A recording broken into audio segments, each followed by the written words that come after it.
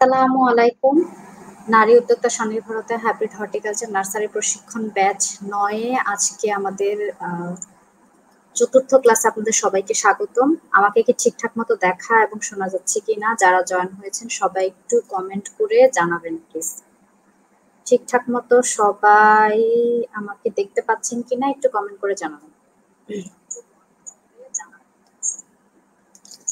আচ্ছা, অনেকেই জয়েন হয়ে গেছেন দেখা যাচ্ছে, একটু কমেন্ট করেন।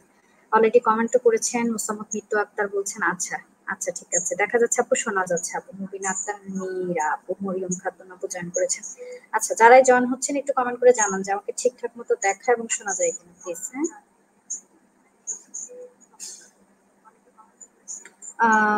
আচ্ছা। হ্যাঁ আপু, আমি আলহামদুলিল্লাহ ভালো আছি। আপনারা ভালো আছেন? আপনারা ভালো আছেন কিনা একটু জানাবেন তো। সবাই ভালো আছেন কিনা, সবার সবকিছু ওকে আছে কিনা। আজকে কাদের দিকে খুব বৃষ্টিপাত হয়েছে বলেন তো। সকালে ঘুম থেকে উঠে দিন ছিল একরকম, মানে প্রচুর রোদ, তীব্র রোদ, প্রচন্ড গরম। তারপরে হুট করে আকাশের চেহারা পাল্টে হয়ে গেল বৃষ্টি, ঝুম বৃষ্টি, এবং সেটা দফায় দফায়। কাদের কাদের কি অবস্থা হয়েছে একটু জানাবেন তো। কাদের কাদের এই অবস্থা হয়েছে একটু জানাবেন। এরপর ঠান্ডা। আচ্ছা, ৩ দিন সমস্যার কারণে আপু, আমি ৩ দিন সমস্যার কারণে কি হয়েছে আপু? কি সমস্যার কারণে?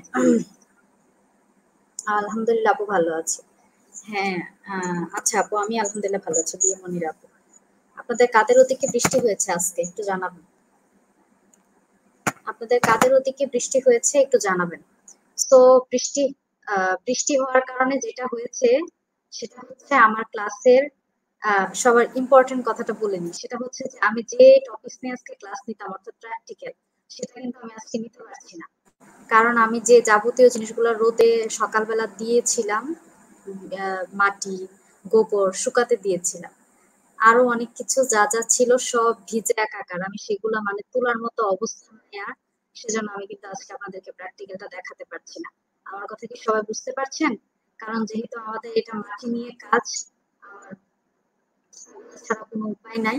সো সবকিছু ভিজে একেবারে একাকার অবস্থা। আমি এটা নিয়ে কোনোভাবেই কোনো কিছু দেখাতে পারবো না আপনাদেরকে। আশা করি আমি আগামীকালকে সেটা দেখাতে পারবো। এই জন্য আমি আজকে ৪ নাম্বার ক্লাস না করে ৫ নাম্বার ক্লাস করব। সবাই কি আমার কথা বুঝতে পেরেছেন?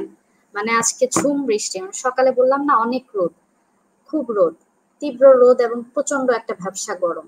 তারপরে হুট করে কয়টার দিকে, ১০টার দিকে হুট করে বৃষ্টি নামলো। ১০টা পর্যন্ত তীব্র রোদ, এরপরে বৃষ্টি নেমে শেষ। এর মাঝেই আমি ছাদে গোবর, মাটি, আরো যা যা দরকার ছিল সেগুলা দিয়ে মানে দিয়েছিলাম। আমি দিই না, আমি বলে গিয়েছিলাম দিতে। সুন্দর করে দিয়েছে। আমি বিকালবেলা এসে দেখি ছাদের সমস্ত কিছু একেবারে ভিজে একেবারে কাদা হয়ে গেছে। আচ্ছা, পিডিএফটা দেখতে পারিনি। সবাই পিডিএফটা ডাউনলোড করতে পেরেছেন না? যারা ডাউনলোড করতে পারছেন না হয়তো আপনাদের পিডিএফ রিডারের সমস্যা আছে আপু। আপনাদের পিডিএফ রিডার থাকতে হবে, না হয় আসলে ডাউনলোড করা যাবে না। ওকে। শুধু ঠান্ডা জ্বর, আহারে ঠান্ডা জ্বর। আমাদের এখানে বৃষ্টি হয়েছিল, বারান্দায় সব গাছের মাটি ভিজে খারাপ অবস্থা। আমার ওই ছাদের দাওয়াতে যদি ছাদে না দিতাম, যদি আসলে কোনো উপায় ছিল না, কারণ আমার গোবর গুলা মানে যেখান থেকে আনা হয়েছিল সেগুলো আসলে শুকিয়ে নেওয়া ছিল, যদিও পুরাতন গোবরই ছিল, কিন্তু শুকিয়ে নেওয়া জরুরি ছিল। কারণ আমি তো আপনাদেরকে দেখাবো আজকে, সো এটা নিয়ে আমার অনেক কথা বলার আছে।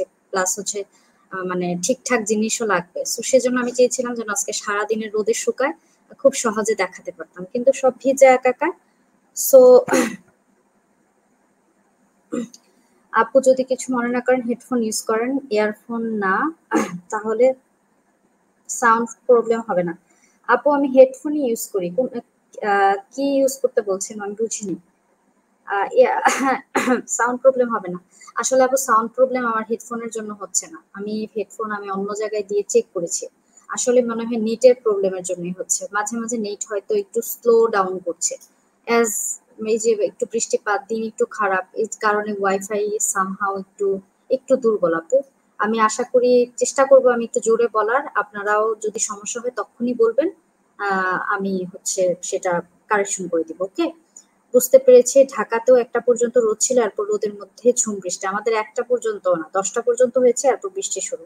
আচ্ছা, হ্যাঁ ওয়াইফাই প্রবলেম। ওয়াইফাই প্রবলেম বলতে এখানে ওয়াইফাই আছে কিন্তু হচ্ছে এই যে ঝুম ঝুম বৃষ্টি হচ্ছে, দিনটা একটু খারাপ, এই জন্য কিনা আমি জানি না, যে মানে একটু মাঝে মাঝে সিগন্যাল দিচ্ছে আর কি, যে ফুল নেটওয়ার্ক পাচ্ছে না সামহাও, তখনই সমস্যাটা হয় শুনতে। তো আমি চেষ্টা করব আপনাদেরকে আমি জোরে বলার পাশাপাশি, যদি সমস্যা হয় তখনই বলবেন, তখন আমি আবার রিপিট করব, ওকে? আসলে আসলে এছাড়া আর কোনো উপায় নেই। পিডিএফটা কই দিয়েছেন আপু? সেলিনা হোসেন আপু মেসেঞ্জার গ্রুপে অ্যাড নাই? আপু যদি অ্যাড না থাকে আপুকে প্লিজ একটু অ্যাড করে নেবেন। আহ, কি বলে, আমরা মেসেঞ্জার গ্রুপে দিয়েছি আপু, ওকে? মেসেঞ্জার গ্রুপে দিয়েছি, আমি হচ্ছে মেসেঞ্জার গ্রুপে দিয়েছি। কারা হচ্ছে উম, বলছেন যে আপু বলছেন যে কোনটা, কি বলে, কোথায় দিয়েছি তাকে বলছি যে মেসেঞ্জার গ্রুপে দিয়েছি, ঠিক আছে? না আপু, এটা আসলে হেডফোন ইয়ারফোনের সমস্যা না, এটা নেটওয়ার্কের সমস্যা হচ্ছে। আমি এর আগেও আমি বললাম না যে আমি চেক করেছি, আসলে সমস্যা এটাতে না।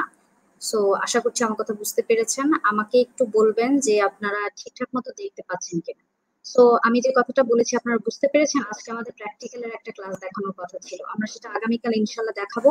এবং আপনাদের জন্য একটা সুবিধা হবে, কারণ আমাদের বৃহস্পতি শুক্র শনি রবি এই 4 দিন পুজোর ছুটি, সবাই নিশ্চয়ই দেখতে পেয়েছেন তাই না? এখন আমি যদি কালকে আপনাদের প্র্যাকটিক্যালটা দেখাই, আমি কি বলে 4 দিন, 4 দিনের মাঝে আপনারা খুব সহজে কাজটা করে ফেলতে পারবেন। আপনাদের জন্য আরো বেশি সহজ হলো, যেহেতু ছুটি, এর মাঝে আমি যেভাবে বলবো ঠিক সেভাবে আপনারা সেটা জমা দিয়ে ফেলতে পারবেন। তো আমার কথা নিশ্চয়ই বুঝতে পেরেছেন, আমার কথা নিশ্চয়ই বুঝতে পেরেছেন, আমি কি বলেছি বুঝতে পেরেছেন তাই না? নেত্রকোনা সকাল থেকে বৃষ্টি শুরু হলো, হ্যাঁ আরিফ আপু, নেত্রকোনা সকাল থেকে বৃষ্টি শুরু হলো। আপনারা কি আমার কথা বুঝতে পেরেছেন? আমি আগামীকালকে আমাদের প্র্যাকটিক্যাল ক্লাসটা করব, যেটা আজকে করার কথা ছিল সেটা আগামীকালকে করব। আর আজকে এখন যেটা করব সেটা হচ্ছে 5 নাম্বার ক্লাসটা করব, অর্থাৎ যেটা আগামীকালকে করার কথা ছিল সেটা আজকে করব। সবাই আমার কথা বুঝতে পেরেছেন? ওকে, ঠিক আছে। আচ্ছা, আমি হচ্ছে ক্লাসটা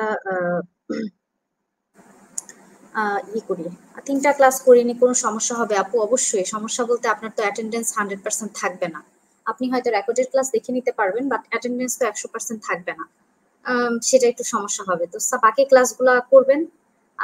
মানে এখন এখন থেকে একটু মানে সতর্ক থাকবো, এখন থেকে সবগুলাতে অ্যাটেন্ড থাকবো, হ্যাঁ?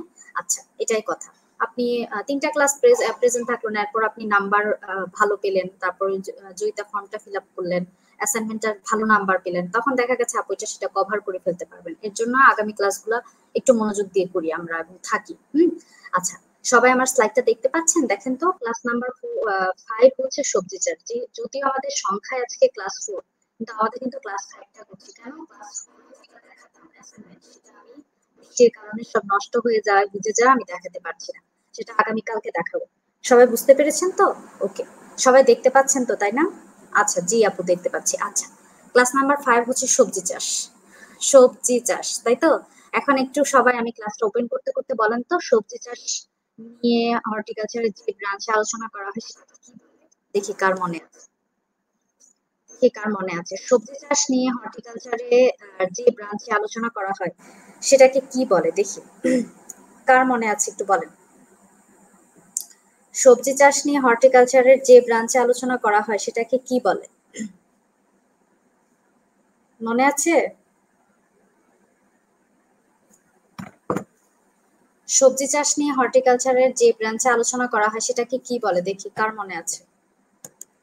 দেখতে পাচ্ছি আপু, আমার প্রশ্নটার উত্তর দেন জলদি জলদি, আমি ক্লাস শুরু করে দিই।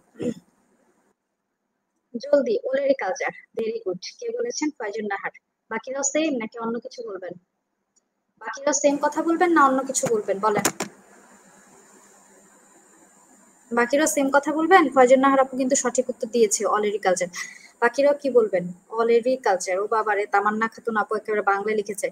তাজিন রায়হান আপু বলছেন অলেরিকালচার, সাবরিন জাহান কেয়া আপু বলেছেন অলেরিকালচার, আহ সেলিনা হোসেন আপু বলেছেন অলেরিকালচার, আরিফা আপু বলেছেন অলেরিকালচার। আচ্ছা, আচ্ছা ঠিক আছে, সেম মানে সেম বলবেন সবাই। আচ্ছা ঠিক আছে, ওকে, থ্যাংক ইউ সো মাচ। হ্যাঁ, সবজি চাষ বিষয়ক বিদ্যাকে বলা হয় অলেরিকালচার, এটা একটা হর্টিকালচারের ব্রাঞ্চ। ওকে, এখন তাহলে আমরা ক্লাস শুরু করে দিই।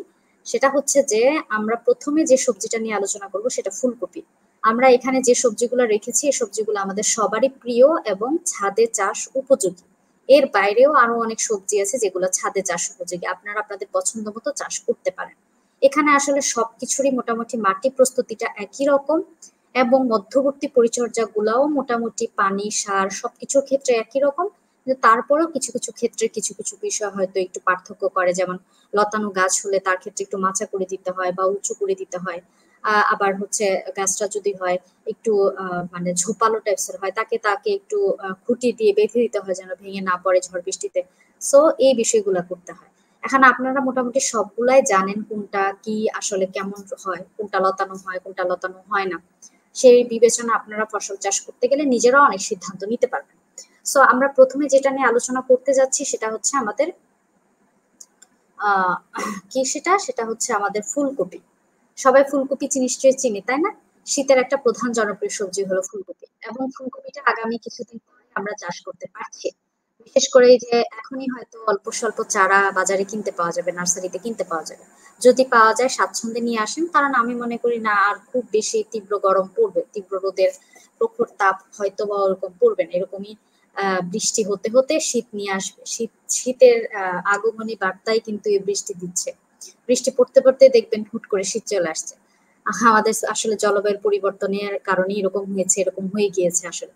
যাই হোক, আমরা ফুলকপি চাষ কিন্তু করা শুরু করে দিতে পারি, অন্তত মাটি প্রস্তুত করে রেডি করে রাখতে পারি, চারা পেলে চারা এনে লাগাতে পারি। প্রথমে যারা ফুলকপি চাষ করছেন একদম প্রথম, তাদের আসলে চারা থেকে করাই ভালো। আর যদি মনে করেন যে না আমি বীজ থেকে চারা তৈরি করে নিব, তাহলে এখনই জলদি জলদি বীজ থেকে চারা তৈরি করে ফেলা উচিত। ওকে, আচ্ছা।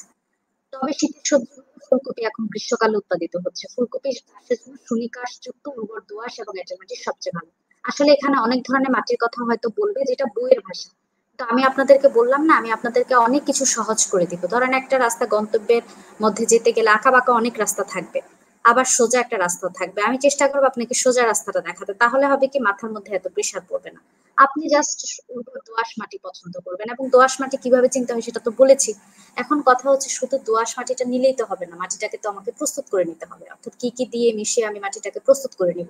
তো সেটাই আমার আজকে ক্লাসে করার কথা ছিল, সমস্যা নাই, আমি সেটা আগামী ক্লাসে তো দেখাবো। তো আপনি ওইভাবে মাটি প্রস্তুত করে সেখানে স্বাচ্ছন্দ্যে ফুলকপি লাগিয়ে ফেলতে পারেন, কিন্তু অবশ্যই সেই মাটিটা সনিকাশ যুক্ত হতে হবে। সনিকাশ যুক্ত মানে হচ্ছে অতিরিক্ত পানি বের হয়ে যাওয়া, মানে যাওয়ার যেন সুবিধা থাকে পর্যাপ্ত। বের হতে পারছে না, অতিরিক্ত পানি বের হয়ে যেতে পারছে না, এরকম টব বা এরকম মাটি কখনোই কোনো ফসলের জন্য ভালো না, এটা মনে রাখতে হবে। ধান ছাড়া, অর্থাৎ যে জমিতে কন্টিনিউয়াস পানি জমে থাকে এরকম জমি ছাড়া আসলে কোনো ফসলই মানে এই কম পানি জমে থাকা পছন্দ করে না। ফুলকপি গাছের সারি মাঝে মাঝে সার দেওয়ার পর সারির মাঝখানে মাটি তুলে দুপাশ থেকে গাছের গোড়ায় টেনে দেওয়া যায়, এটা একটা খুব গুরুত্বপূর্ণ কথা। আপনাদের কিন্তু অনেকে হয়তো আঙ্গিনায় জায়গা আছে, বা অনেকের হচ্ছে খোলা মাঠে জায়গা আছে, যারা মাঠে ফুলকপি চাষ করবেন সারি করে একটার পর একটা একটার পর একটা লম্বা লাইন করে লাগাবেন। সেক্ষেত্রে একটা খুব গুরুত্বপূর্ণ টিপস বলছি, এবং এটা অনেকটা টবের ক্ষেত্রে আমি বলবো।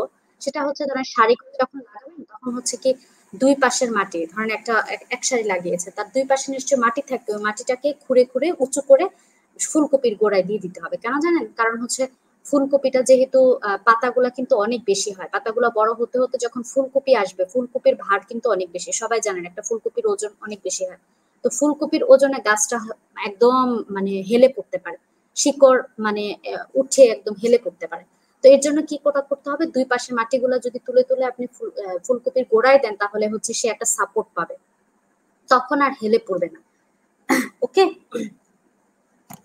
সো এই জন্য আমি বললাম যে ফুলকপি চাষের সময় দুই পাশে মাটিটা উঠিয়ে দিতে হবে। এবং সেটা সেক্ষেত্রে টবে যখন আপনি চাষ করবেন তখন আপনি খেয়াল রাখবেন, কারণ টবে কিন্তু গাছ লাগালেও কিছুদিন পরে দেখা গেছে মাটি আস্তে আস্তে আহ, দেখা গেছে যে সেই গাছটা অনেক কি বলে মাটিগুলা চাপা পড়তে পড়তে মানে আরো তো পানি যেহেতু নিচে ছিদ্র, পানির সাথে অনেক মাটিও চলে যায়। সেক্ষেত্রে দেখা গেছে মাটির অনেক অপচয় হওয়ার কারণে হয়তো গাছের শিকড়ে মাটি থাকে না। এই জন্য খেয়াল করে করে অবশ্যই গাছের শিকড়ে সবসময় যেন মাটি থাকে, সাপোর্ট থাকে, সেই ব্যবস্থাটা করতে হবে। আমার কথা নিশ্চয়ই আশা করি বুঝতে পারছেন। বুঝতে পারছেন না বলেন তো? এখন বুঝতে পারছেন কি বলেছি? তো এই গোড়ায় টেনে দেওয়া যায়, এতে সেচ এবং নিকাশের সুবিধা হয়। ফুলকপির ফুল সাদা রাখার জন্য কচি অবস্থায় চারদিক থেকে পাতা টেনে বেঁধে ফুল ঢেকে দিতে হবে, এটা খুব গুরুত্বপূর্ণ। এটা টবে চাষ করেন বা জমিতে চাষ করেন উভয় ক্ষেত্রে এটা করতে হবে। এটা মানে কি, ফুলকপির ফুল সাদা রাখার জন্য। ফুলকপির ফুল সাদা রাখাটা কিন্তু খুব জরুরি। এটা টেস্টটা অর্থাৎ স্বাদটাও কিন্তু অনেকাংশে এটার উপর ডিপেন্ড করে। এখন প্রখর সূর্যালোক যদি কোনো কারণে ফুলকপিতে পড়ে, তখন সাদা অংশটা কিন্তু হলুদ হয়ে যায়, মানে ফুলকপিটা হলুদ হয়ে যায়। এজন্য কি করা লাগবে, যেহেতু পাতাগুলো অনেক বড় বড় ঝোপালো থাকে, পাতাগুলোকে চারপাশ থেকে এনে হালকা করে বেঁধে দিতে হবে। যখন আপনি প্রথম ফুলকপি কচি দেখতে পেলেন, তখন অনেক টাইট করে বেঁধে দেওয়া যাবে না, কারণ ফুলকপিরও তো বড় হতে হবে। এজন্য হালকা করে বেঁধে দিবেন। তাহলে হবে কি, ওই পাতার ফাঁক দিয়ে কিন্তু যতখানি সূর্যের আলো গাছের যাওয়া দরকার সেটা যাবে, কিন্তু প্রখর প্রখর সূর্যালোকটা ডিরেক্ট ফুলকপিতে পড়বে না, এবং তাতে হবে কি, ফুলকপির রংটা বদলাবে না এবং ফুলকপির কোয়ালিটি অক্ষুণ্ণ থাকবে। আশা করছি বুঝতে পেরেছেন, তাই না? বুঝতে পেরেছি, এই যে বুঝতে পেরেছেন বলছেন। আচ্ছা, এই যে বুঝতে পেরেছেন বলছেন সৈয়দা রাবেয়া, আসলে আপু আমি বুঝতে পারছি না আপনাদের মধ্যে যাদের অনেকের সমস্যা থাকে আপু, এখন আমি বুঝতে পারছি না। ধরেন নেটওয়ার্কের সমস্যা তো একসঙ্গে সবার হয় না, হয়তো কখনো কখনো হয়।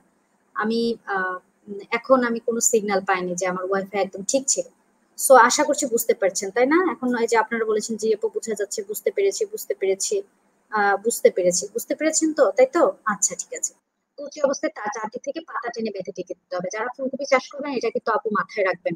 আমি যে বলেছি এটা একটু মাথায় রাখবেন, তাহলে দেখবেন আপনার ফুলকপির কালার সুন্দর থাকছে। কিন্তু এমন করবেন না, খুব টাইট করে বাঁধলে কিন্তু ফুলকপি বাড়তে পারবে না, মানে হালকা করে। আর যদি এটা না পারেন, আরো একটা সহজ উপায় বলি আপনাকে। আপনি একটা কাজ করতে পারেন যে হালকা এই নেট গুলা আছে না, নেট একদম ছোট ছোট ছিদ্রওয়ালা নেট বা মশারি গুলা, এটা যদি আপনি ফুলকপির উপরে হালকা করে দিয়ে দিতে পারেন, তাহলে হবে কি, আপনার ডিরেক্ট সূর্যালোকটা আপনার ফুলকপিতে পড়বে না, এবং তাতে হবে কি, আপনার ফুলকপির কোয়ালিটিটা ভালো থাকবে। ওকে। আচ্ছা। তারপর সূর্যের আলো সরাসরি ফুলে পড়লে ফুলের রং তথা ফুলকপির রং হলুদাভ হয়ে যাবে। এই যে বাজারে দেখবেন, যখন একটা মজার কথা বলি, যে বাজার যখন শীতটা চলে যায়, তখনও কিন্তু ফুলকপি বাজারে পায়। একদম একদম পিক সিজন, একদম যখন শীত শীত, তখন ফুলকপি গুলো কত বড় নাদুস নুদুস কম্পেক্ট সাদা থাকে। কিন্তু যখনই দেখবেন আপনার গা থেকেও শীতের কাপড় চলে যাচ্ছে, সূর্যের তাপও প্রখর হচ্ছে, রোদ উঠছে, খুব শীত নাই হয়ে গেছে, তখন দেখবেন বাজারের ফুলকপি গুলা হলুদ হয়ে যায়। কেন হয় বুঝতে পেরেছেন?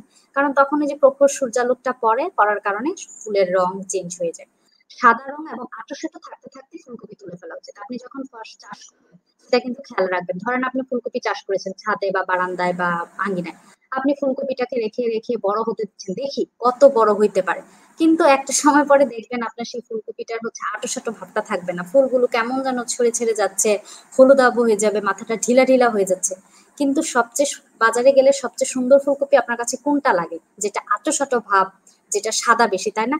এখন আপনি যদি নিজে চাষ করেন, সেক্ষেত্রে যদি আপনি সেটা মেনটেন না করেন, তাহলে কিন্তু মন খারাপ হবে। কারণ বাজার থেকে কিনতে গেলে অনেক বাছাই যাচাই করে তারপর কিনে। এখন আপনি নিজে চাষ করলে অবশ্যই ওই সময়টাতেই আপনি হারভেস্ট করে ফেলতে হবে। হারভেস্ট করা মানে গাছ থেকে তুলে আনা, সেটা করে ফেলতে হবে যখন ফুলকপিটা আঁটো-সাঁটো আছে, খুব সাদা ভাব আছে। ঠিক আছে? বেশি লোভ করা যাবে না যে আরো অনেক বড় হবে। আপনার যতখানি বড় হলে মনে হচ্ছে যে না, এখন সাদা ভাবটা ঠিক আছে, আর বেশি দিন যাওয়ার দরকার নেই, একদম সুন্দর শীত শীত ভাবও আছে, এরকম আছে, এই সময় তুলে ফেলতে হবে। মাথা ঢিলা রং হলদে ভাব ধরলে দামও কমে যায়। যখন আপনি বাজারে বিক্রি করতে যাবেন, আপনি নিজে চিন্তা করেন, আপনি কিনতে গেলে মাথা ঢিলা হয়ে গেছে, রং হলদে ভাব হয়ে গেছে, সেটা কিনবেন না কিন্তু। যদি বাজারে ওইরকম ছাড়া নাও থাকে অন্যটা, এটা হয়তো কিনতেছেন, কিন্তু আপনি অনেক মূলামূলি করবেন, না এটা দেখতে সুন্দর না, এটা কেন এত দাম রাখবেন, কমায় রাখেন, বা আপনি নিবেনও না, তাই না? কারণ এটা আপনার পছন্দ হয় না। স্বাভাবিক ভাবে আমাদের হিউম্যান সাইকোলজি তো এরকম। আমি জানি যে কোনটা কিরকম বৈশিষ্ট্য, আমি জানি লাউটা খেতে হয় কচি, তাই আমি কচি লাউ কিনবো, না হলে আমি কিনবো না। আমি জানি ঢেঁড়সের মাথা ভাঙলে যদি কচি থাকে তাহলে বুঝবো সেই ঢেঁড়স কচি, না হয় যদি ভাঙতে না পারি শক্ত, সেটা আমি কিনবো না। সো এটা এক একটা কোয়ালিটি, এক একটা বিষয় দেখে আমরা কিন্তু সবজি কিনি। সো আপনি যদি যেটা দেখে কিনছেন না, মানে আপনি হলুদাভ ভাব হয়ে গেলে, আঁটো-সাঁটো ভাব না থাকলে কিনছেন না, সো তার মানে কি, আপনার ওই কোয়ালিটিটা মেনটেন হচ্ছে না বলে আপনার দামও কমে গেল। এই জন্য বিক্রেতারা যখন বিক্রি করেন, তখন কিন্তু তারা এটা চিন্তা করে বিক্রি করেন, এবং যেটা একটু হলুদাভ হয়ে যায় তাদের দামও কমে যায়। ওকে। আচ্ছা। একর প্রতি ফলন 15 থেকে 25 টন হয়, হেক্টরে 35 থেকে 60 টন, এটা অনেক ভালো ফলন হয়। ওকে। আচ্ছা। আচ্ছা, যাই হোক, এটা আমি এমনি বললাম, এটা একটা ডাটা। আচ্ছা, এখন দেখেন বাঁধাকপি। বাঁধাকপি কি, ফুলকপি বাঁধাকপি দুজন ভাই বোন, তাদেরকে পাশাপাশি রাখতেই হয়, তাই না?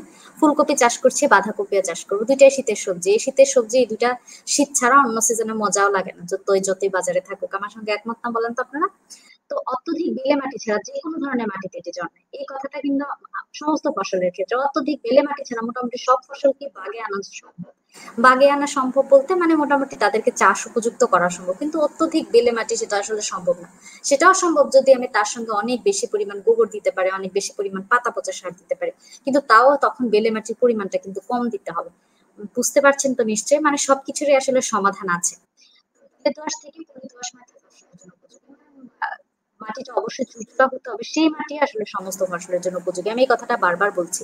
বাঁধাকপি শীতকালেই ভালো হয়, শীত মৌসুমে আগাম নাবি চাষ করলে চাষ করা যায়, মানে আগে বা পরে চাষ করে চাষ করা যায়। কিন্তু সম্প্রতি গ্রীষ্ম বর্ষাকালে বাঁধাকপি উৎপাদিত হচ্ছে। এই যে গ্রীষ্ম বর্ষাকালে বাঁধাকপি হয়তো টুকটাক পাওয়া যাচ্ছে, যদিও সব এলাকায় না, হয়তো শহর এলাকায় থাকছে যেহেতু চাহিদা আছে। কিন্তু আসলে এটার দাম যেমন থাকে বেশি, খেতে আসলে অত টেস্ট না। এই যে টমেটো দেখবেন প্রচন্ড গ্রীষ্মের সময়, গরমের সময় দেখবেন আপনি টমেটো কেমন যেন শক্ত শক্ত থাকে, ওরকম সিদ্ধ হতে চায় না। ওইটা আপনার খেয়ে মজা, কিন্তু এই শীতের সময় যে টমেটো কিনবেন সেই টমেটোর মতো স্বাদ আপনি পাবেন বলেন তো? সো এরকমই।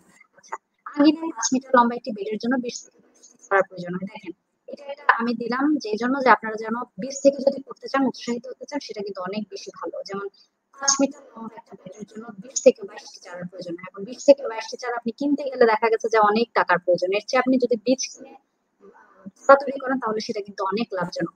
বেডে 2 সারিতে চারাগুলো লাগাতে হবে। আঙিনে লাগানোর জন্য যেহেতু কম চারার দরকার হয়, সেহেতু কোনো বিশ্বস্ত নার্সারি থেকে চারা কিনে লাগানো ভালো।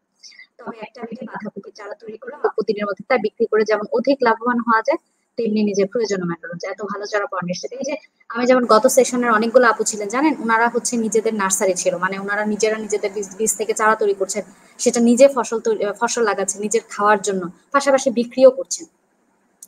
পাশাপাশি বিক্রিও করছেন জানেন।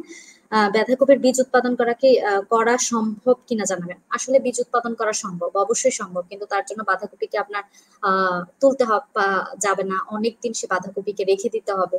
হ্যাঁ, সো আসলে এটা আপনার পক্ষে আপনি কোয়ালিটি বীজ সংগ্রহ করতে পারবেন না। আপনার বীজ যদি বাজার থেকে কেনেন সেটা হচ্ছে ভালো হয়।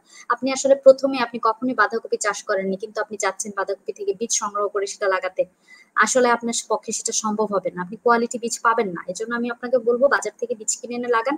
আপনি চাষ করতে করতেই বুঝে যাবেন। যেমন ফুলকপি দেখবেন, ফুলকপি যখন সময়েরটা খাবেন না, তখন কিন্তু আস্তে আস্তে ফুলকপির মাথাগুলা ছিঁড়ে ছিঁড়ে, ফুলগুলা ছিঁড়ে ছিঁড়ে মাঝখান থেকে একটা ডাঁটির মতো বের হয়ে তার মাথায় আবার ফুল ফুটবে। সেই ফুল পরিপক্ক হয়ে তার ভিতর যে বীজ জন্মাবে সেটাই হচ্ছে ফুলকপির বীজ। আপনারা জানেন কিনা বলেন তো? ফুলকপি যখন খাবেন না তখন কিন্তু এরকম হয়ে যাবে। এখন এত সময় বা এত কিছু কিভাবে আর হচ্ছে, ওই সময় পর্যন্ত আপনি সেই গাছকে যথেষ্ট পুষ্টি দেওয়া, গাছকে মেনটেন করা, সেখান থেকে কোয়ালিটি বীজ পাওয়া সো টাফ। সো আপনি হচ্ছে বাজার থেকে কিনে নেবেন। হ্যাঁ, তো এই যে যেটা বলছিলাম যে আমার গত সেশনে আপনারা অনেকেই ছিলেন যারা নিজেরা বীজ থেকে চারা তৈরি করেন, আবার বিক্রিও করেন। আশেপাশে অনেকের কাছে বিক্রি করেছেন, তাদের নিজেদের একটা নার্সারি টাইপস তৈরি হয়েছে। অনেকেরই গার্হস্থ্য নার্সারি, মানে এটা নিয়ে আমরা ক্লাস করব, মানে নিজেদের নার্সারি যেটা হচ্ছে নিজের গাছের প্রয়োজন মেটা, অর্থাৎ নিজে চারা তৈরি করছেন সে চারা, আবার হচ্ছে নিজের প্রয়োজনের জন্য সেখান থেকে ফসল ফলিয়ে আহ ফসল খাচ্ছেন, আবার বিক্রিও করছেন। ঠিক আছে? ঠিক আছে? আচ্ছা। আচ্ছা, ঠিক আছে। জানতাম না। আরো অনেক কিছু জানবো আপু আমরা। আচ্ছা, এখন আসি লাউ। আমি আমি মোটামুটি যে ফসলগুলো রেখেছি মোটামুটি সবগুলা ফসলই আপনাদের সবারই প্রিয়। সবগুলো সবজি আপনাদের সবারই প্রিয় এবং ছাদে চাষ উপযোগী। অনেক সময় আমি আরো ২ বছর আগে যখন আমি সেটের ক্লাস নিতাম, ওই সেশনে আমার নিজের কাছেই মনে হতো যে ছাদে আবার লাউ চাষ করা সম্ভব। কিন্তু আমার কয়েকটা আপু ছিলেন, মানে উনারা ছাদে উনাদের ছাদের ছবি দেখিয়েছেন যে লাউ চাষ করেছেন। তখন আমি ভাবলাম যে না, আসলে মনে হয় সম্ভব। আর এখন তো আমি নিজেই বিশ্বাস করি যে না, আমাদের ছাদে লাউ হয়েছে। সো এটা অসম্ভব কেউ না। কিছু না। আপনাদের মধ্যে যদি কারো মনে হচ্ছে যে না, ছাদে আবার লাউ কেমনে সম্ভব? ছাদেও লাউ চাষ করা সম্ভব। ঠিক আছে? সব জায়গায় সবকিছুই সম্ভব যদি চেষ্টা থাকে।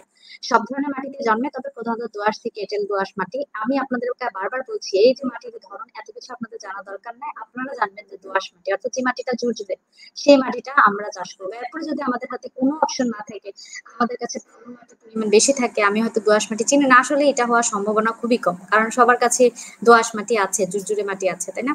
আচ্ছা, সাধারণত দিবস ও নিম্নচাপ গতানুগতিক, অর্থাৎ ছোট দিন বড় দিন বলে বিষয় না, সারা বছরই হয়। আপনারা অলরেডি দেখেছেন আমাদের চারটার মধ্যে কোন ফসল কোন সিজনে হয়। তখন লাউ কিন্তু সারা বছর হওয়ার তালিকায় ছিল। ফলে বছরের অধিকাংশ সময় চারা লাগিয়ে ফসল উৎপাদন করা যায়। লাউ চাষের জন্য পলিথিন থেকে চারা তৈরি করা উত্তম। এটা সবচেয়ে গুরুত্বপূর্ণ জিনিস। আপনি বীজ থেকে চারা তৈরি করলে সবচেয়ে ভালো। আপনি কোয়ালিটি চারাগুলা পাবেন। আর লাউয়ের বীজ তো খুব অ্যাভেলেবেল। আপনি যদি কি বলে মানে লাউয়ের বীজ কেনা যায় যে কোনো জায়গা থেকে, খুবই সস্তা। সেটা এনে আপনি বীজ থেকে কি করবেন, আলাদা আলাদা পলিব্যাগ গুলা পাওয়া যায়, সেই পলিব্যাগ গুলাতে মাটি গোবর ভরে সেটা বালি দিয়ে, অবশ্যই বীজ থেকে যখন চারা তৈরি করবেন যে জায়গায় সেখানে বালি দিবেন। কারণ তাতে হবে কি, বীজটা জার্মিনেট করে বের হতে মানে খুব সহজ হবে তার জন্য। আশা করছি বুঝতে পারছেন। সো এটা করে ওই পলিব্যাগের মধ্যে একটা একটা করে বীজ চারা গজাবে, চারা যখন একটু বড় হবে, মানে রিপোর্ট করা অর্থাৎ বড় পটে লাগানোর উপযুক্ত হবে, তখন জাস্ট পলিব্যাগটা ছিঁড়ে লাগিয়ে দিবেন। তাতে হবে কি, শিকড়ের কোনো ক্ষতি হবে না। এটা খুবই ভালো। আপনি যে কোনো চারা, আমি বলি পলিব্যাগ গুলো খুবই সস্তায় পলিব্যাগ পাওয়া যায়। 100-200 পলিব্যাগের দাম হয়তো 20 টাকা 30 টাকা, আমি আসলে এক্সাক্ট জানি না, আমি অনেকদিন আগে কিনেছিলাম। খুবই সস্তায় মানে পলিব্যাগ পাওয়া যায়। এগুলো আপনি চারা তৈরি করলে হয় কি, আপনার চারাগুলো পরবর্তীতে যখন বড় পটে লাগাবেন তখন শিকড়টার কোনো ক্ষতি হয় না। আপনি জাস্ট পলিব্যাগটা ছিঁড়ে লাগিয়ে ফেললেই হচ্ছে। আর যদি আপনি একটা বড় এরিয়াতে বীজ ফেলে চারা তৈরি করতে যান, তখন কিন্তু সেখান থেকে চারাগুলো যখন তুলবেন, দেখা গেছে যে দুইটা চারা একসঙ্গে হয়ে গেছে, আপনার দেখা গেছে শিকড় নড়চড় হইতে পারে, কোনো কারণে মাটি আলগা হয়ে গেলে সেই চারাটা হয়তো বাঁচলো না, এরকম অনেক সমস্যা থাকে। এই জন্য বীজের খরচ কম পড়ে। পলিথিন ব্যাগে চারা উৎপাদন করে রোপণ করলে হেক্টর প্রতি 800 থেকে 1000 গ্রাম বীজের প্রয়োজন হয়। এটা হচ্ছে যারা বড় পরিসরে ফসল চাষ করবে। আমাদের দেশে প্রধানত বসতবাড়ির আশেপাশে যেমন গোয়াল ঘরের কিনারা এবং পুকুর পাড়ে 2 থেকে 3টি লাউ গাছ লাগানো হয়। এটাকে আমি ছোটবেলায় আমি যখন গ্রামে ছিলাম তখন আমি দেখতাম যে এরকম বাড়ির কিনার ধরে কি করতো জানেন, অনেক বেশি কচুরি পানা দিয়ে গোবর দিয়ে ওখানে একটা উঁচু জায়গা মতো করে ওখানে লাউ চাষ করতো, এবং সেটা বাড়ির ছাদে বা চালে সুন্দর করে বেয়ে দিত, বা বড় কোনো গাছ থাকলে। বেশি পরিমাণ জমিতে লাউ চাষ করতে হলে প্রথমে জমিতে ভালো করে চাষ মজবুত করতে হবে। এটা তো যে কোনো ফসলের ক্ষেত্রে। তো এই কষ্টটা কিন্তু আমরা যারা টবে করছি তাদের ক্ষেত্রে হচ্ছে না। তাদের কি করতে হচ্ছে, মাটিটা গুঁড়া করে মাটিটা ভেঙে নিয়ে সেই মাটিটা ভালো করে মিশ্রণ করে টবে দিয়ে দিলেই হচ্ছে। কিন্তু যারা ফসলে বড় জমিতে চাষ করছেন, হ্যাঁ, কৃষক ভাইরা এরা কিন্তু অনেক কষ্ট করেন। মানে একটা ফসল ঘরে তুলে আনা, লাগানো থেকে ঘরে ফলনটা তুলে আনা পর্যন্ত তাদের অনেক পরিশ্রম করতে হয়। কারণ আপনি একটা ছোট্ট টবের মধ্যে ফসল লাগান, তখনই আপনাকে যে পরিশ্রম করতে হচ্ছে, আর ওনারা তো বড় এরিয়াতে অনেক ফসল লাগাচ্ছেন, তাই না? লাউ চাষের জন্য 2 x 2 মিটার দূরত্বে প্রতি মাদার 4 থেকে 20 গাছ ব্যবহার করা যায়। এটা একটা কথা শুনবেন। যদি আপনার অনেক বড় এরিয়া থাকে, আপনি হয়তো অনেকগুলা চারা রোপণ করতে চাচ্ছেন, কিন্তু কাছাকাছি কখনই লাগাবেন না। 2 x 2 মিটার দূরত্ব, অর্থাৎ প্রত্যেকটা গাছ থেকে 2 মিটার করে দূরত্ব থাকবে। বুঝতে পেরেছেন? মানে একটা চারা লাগাবো, তার বামে 2 মিটার দূরত্ব, ডানে 2 মিটার দূরত্ব, তারপরে আরেকটা চারা লাগবে, তার 2 মিটার পর আরেকটা চারা, তার 2 মিটার পর আরেকটা চারা, এইভাবে চারা লাগাবো। সো এই বিষয়টা বিবেচনা করে আপনার টবে লাগাতে হবে। অর্থাৎ একটা টবে, অর্থাৎ যদি ধরি আমি 10 কেজি সেখানে একটা চারা লাগালে আপনার ফলনটা সবচেয়ে বেশি ভালো হবে। আমার কথা বুঝতে পারছেন? অনেকেরই ফলন ভালো হয় না, কেন জানেন? কারণ তারা মানে কতটুকু টবে, কত বড় টবে কোন ফসলটা লাগাবে, কয়টা ফসল লাগাবে সেটা সিদ্ধান্ত নিতে পারেন না। দেখা গেছে ছোট্ট একটা টব, এখানে 4-5টা চারা লাগিয়ে ফেলেছেন। চারা তো ভাই বড় হবে, কিন্তু আপনার সেখান থেকে তো ফলন আসবে না। দেখা গেছে একটা সময় পরে কিছু চারা একদম ছোট থাকবে, বড় হচ্ছে না। আদতে কোনো চারা থেকে আপনি ভালো ফলন পাবেন না। কোনো চারায় ভালোভাবে বাড়তে পারবে না। কারণ এখানে এমনিতেই আমাদের একটা টবে লিমিটেড খাদ্য থাকে, লিমিটেড পানি থাকে, লিমিটেড সার থাকে, পুষ্টি উপাদান লিমিটেড থাকে, অর্থাৎ সীমাবদ্ধ থাকে। সেখানে আপনি যদি ছোট্ট টবে 4-5টা চারা লাগান, তারা 4-5 জন এক খাবার খাওয়া আর হচ্ছে 4-5 জনের আলাদা আলাদা প্লেটে খাওয়া, এটার মধ্যে কিন্তু ভিন্নতা আছে, তাই না? সো এই জন্য এটা চিন্তা করে অবশ্যই টবে লাগাইতে হবে। সেটা আপনি কিভাবে চিন্তা করবেন, সবকিছু যখন আমি হয়তো আপনাকে এই জিনিসটা বললাম, পরে আপনি নিজে চিন্তা করে বের করতে পারবেন। যেমন দেখেন, আপনি চিন্তা করেন একটা লাউ গাছ কতখানি বড় হয়, কতখানি ঝোপালো হয়, তো সেক্ষেত্রে তার শিকড়ও কত গভীরে যায়। এখন তাকে এরকমই একটা টবে লাগাইতে হবে যেন সে ওই রকম স্পেসটা পায়, বাড়ার সুযোগটা পায়, তাই না? সো এটা চিন্তা করে আপনার লাগাইতে হবে। আবার দেখেন ধনিয়া পাতা, সে কি অনেক গভীরে তার শিকড় যায় না? তো তার গভীরে শিকড় যায় না, থেকে সে অনেক বড়ও হয় না। সো তাকে অল্প জায়গায় অনেকগুলা লাগালেও ক্ষতি হয় না। সো এই বিষয়গুলো চিন্তা করে ফসল লাগাতে হবে। রবি মৌসুমে লাউ মাচাবিহীন, কে বলছেন নেটওয়ার্কের সমস্যা? পলিব্যাগের পরিবর্তে ওয়ান টাইম গ্লাস ইউজ করা যাবে না? হ্যাঁ, অবশ্যই ইউজ করা যাবে। মনে আছে আমি গতদিন আপনাদেরকে স্নেক প্লান্ট দেখিয়েছিলাম একটা ওয়ান টাইম গ্লাসে, তার কারণ মনে আছে? এরকম গ্লাসগুলো অবশ্যই ইউজ করা যাবে। তখন কি করতে হবে জানেন? তখন জাস্ট কেচি দিয়ে ওয়ান টাইম গ্লাসটা কেটে ফেলতে হবে। এটাও সহজ, আপনার জন্য যেটা সহজ হয়। কিন্তু এগুলাতে করলে হয় কি, তখন হচ্ছে আপনার আর শেকড়টা নাড়াচাড়া পড়ে না। ওকে। ঠিক আছে। আচ্ছা আপু, আসতে দেরি হয়ে গেছে, কণিকা আক্তার আপু। আচ্ছা ঠিক আছে আপু, আপনি অ্যাটেন্ডেন্স দিয়ে দেন আপনারা সবাই, আর পরে রেকর্ডের ক্লাসটা দেখে নিন।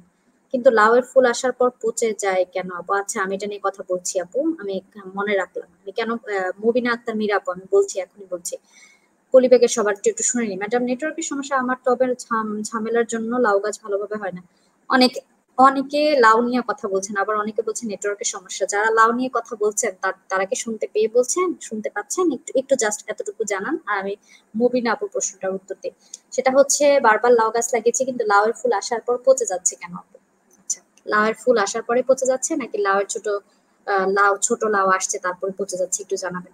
প্রথম যেটা হতে পারে, আপনার লাউ হচ্ছে পচে, মানে কি বলে, কি বলছি, লাউ ফুল আসার পরে, আমাকে এটা একটু জানান তো, লাউ ফুল আসার পরে পচে যাচ্ছে কিনা। লাউ ফুল আসার পরে পচে যাওয়ার তো কথা না। অনেক সময় ছোট লাউ আসছে কিন্তু লাউটা বড় হচ্ছে না, এর আগে পচে যাচ্ছে। এটার কারণ হচ্ছে আহ ছোট কোনো পোকা, বিশেষ করে সাদা মাছি গুলা, এগুলা কি করে, ছিদ্র করে লাউর ভিতরে ঢুকে, এরপরে দেখা গেছে ওই লাউটাকে পচিয়ে ফেলে।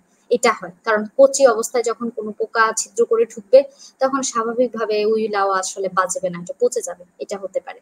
আর ফুল আসার পরে পচে যাওয়ার কারণ, এখন হয়তো এটা হতে পারে যে অতিরিক্ত বৃষ্টিপাত হচ্ছে, এখন বৃষ্টির পানিগুলো আটকে থাকছে, এই জন্য পচে যেতে পারে। এখন কোনটা হচ্ছে আমাকে একটু মুবিনা আক্তার মীরা আপু একটু জানাবেন। হ্যাঁ, মুমিন আক্তার মীরা আপুকে বলছি, ছোট লাউ আসার পর পচে যায়। হ্যাঁ, এটাই আমি বলছি, সাধারণত এটাই হয়।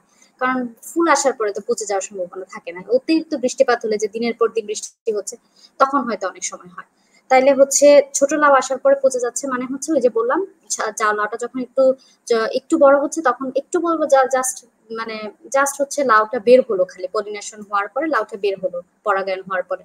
ওই সময় হয় কি, কারণ তার গাটা খুব সফট থাকে, নরম থাকে, তখন পোকাটা খুব সহজে ছিদ্র করে তার ভিতরে ঢুকার পরে সেখানে, মানে কি বলে, ব্যাকটেরিয়া, ছত্রাক সবকিছু আক্রমণ করে সেটা পচিয়ে ফেলে। কারণ নিজে চিন্তা করে দেখেন, আপনার শরীরে কিন্তু যখন কোনো জায়গায় কেটে যায়, আপনারা কি দেন বলেন তো? সাথে সাথে হেক্সোসোল বা হচ্ছে কোনো জীবাণুনাশক দেন, কারণ ওই কাটা জায়গা থেকে যেন বাইরে, কাটা জায়গা দিয়ে যেন বাইরের কোনো জীবাণু ভেতরে প্রবেশ করতে না পারে, তাই না? দেন তো? আপনারা বলেন তো, কোনো জায়গায় কেটে গেলে আপনারা কি করেন? সঙ্গে সঙ্গে কিন্তু আগে ওইটা জীবাণুনাশক দিয়ে, মানে আগে ক্লিন করে নেন, কারণ জানো ওই ওই জায়গা দিয়ে কোনো ময়লা মানে কোনো জীবাণু যেন ভিতরে প্রবেশ না করতে পারে, রক্তে না মিশতে পারে, ওখানে কোনো ইনফেকশন না তৈরি করে। এখন লাউয়ের ভিতরেও যদি এরকম সফট একটা লাউয়ের, কচি লাউয়ের গায়ে যদি একটা পোকা ছিদ্র করে, তার মানে কি হবে বলেন তো? ওই ছিদ্র দিয়ে দুনিয়ার ব্যাকটেরিয়া, ভাইরাস, বিভিন্ন রকমের জীবাণু তার ভিতরে ঢুকবে। ঢোকার পরে কি হবে? সে লাউকে পচিয়ে দিবে। কথা বুঝতে পেরেছেন? তো তার সমাধান কি? তার সমাধান হচ্ছে, আপনার গাছটা যখন একটু বড় হবে, ফুল দেওয়া শুরু করছে করছে ভাব, আর গাছটা আসলে বড় হওয়া পর্যন্ত, ধরেন 1 মাস গাছ হওয়ার থেকেই, আমি মনে করি 1 মাস, 1 মাসের একটা চারা থেকেই আপনি যদি ব্যবস্থা নিতে থাকেন, তাহলে আশা করি আপনার গাছে পোকা আসবে না। তখন সেই ব্যবস্থাটা কি, আপনি রাসায়নিক কীটনাশক খালি দিতে থাকবেন না। এটা একটা খাদ্য, আমি বারবারই বলি, আমরা সবজি চাষ করছি নিজের বাগানে, ছোট জায়গায়, এখন আমি সেটাকে যদি কীটনাশক দিয়ে চুবিয়ে রাখি, তাহলে আর বাজারেরটার মধ্যে পার্থক্য কি থাকলো? তাকে যদি জৈব কীটনাশক দেওয়া যায় 15 দিন পর পরে, তাহলে তার গায়ে যদি তাতে কোনো পোকামাকড় আসলো না, এবং যখন লাউ আসবে তখন সেখানে পোকামাকড় ছিদ্র করতে পারলো না, তখন কেমন হয় বলেন তো? অনেক ভালো হয় না? সো আমরা জৈব কীটনাশক দিতে চেষ্টা করবো। এখন জৈব কীটনাশক কই পাবো? এটা নিয়ে কিন্তু আমাদের ক্লাস আছে। এটা না, আসলে একটা ক্লাসের সঙ্গে আরেকটা ক্লাস সম্পৃক্ত। একটা ক্লাসের অনেক কথা হয়তো পরের অনেকগুলা ক্লাসেও আছে। সো মানে এই জন্য একটু ক্লাসগুলো মনোযোগ দিয়ে করতে হবে। আমার কথা বুঝতে পেরেছেন? মবিনা আক্তার আপুকে অনেক অনেক ধন্যবাদ। আপু একটা টপিকস তুলেছেন, লাউয়ের বিষয়টা বলার সময় আপনি এই টপিকসটা তুলেছেন, আপনাকে অসংখ্য ধন্যবাদ। কারণ আমি, দেখা গেছে আমি অবশ্যই বলতাম জৈব কীটনাশকের সময় বা অন্য অনেক সময় এই কথাগুলো আমি বলতাম। তো আপনার এটার জন্য আমি একদম স্পেসিফিক লাউর ক্ষেত্রে বলতে পেরেছি। এখন এটা লাউয়ের ক্ষেত্রে হয়, শুধু কি লাউ না, এটা জালি কুমড়ার ক্ষেত্রে, মানে জালি কুমড়ার ক্ষেত্রে হতে পারে, বেগুনের ক্ষেত্রে হতে পারে, তারপর মিষ্টি কুমড়ার ক্ষেত্রে হতে পারে, এরকম অনেক ফসলের ক্ষেত্রেই হতে পারে। সো সবার ক্ষেত্রে সেম কথা। আপনি যদি প্রথম থেকে, এই যে আমরা বলি না যে রোগ হওয়ার পরে ওষুধ খাওয়ার চেয়ে রোগ হতে না দেওয়া বেশি ভালো। আমরা এই কথাটা জানি না সবে, বলেন তো? রোগ হয়ে গেলে কারি কারি ওষুধ খাওয়ার চেয়ে রোগ হতে না দেওয়া। যেমন আমি জানি ঠান্ডা, বৃষ্টিতে ভিজলে ঠান্ডা লাগবে আমার, আমি বৃষ্টিতে ভিজে ঠান্ডা লাগিয়ে অনেকগুলা ওষুধ না খেয়ে আমি যদি বৃষ্টিতে না ভিজি, বা আমি একটু নিরাপদ থাকি, সেফ থাকার চেষ্টা করি, তাহলে বেশি ভালো হয় না? সো আসলে বিষয়টাই এরকম। ওকে, আচ্ছা।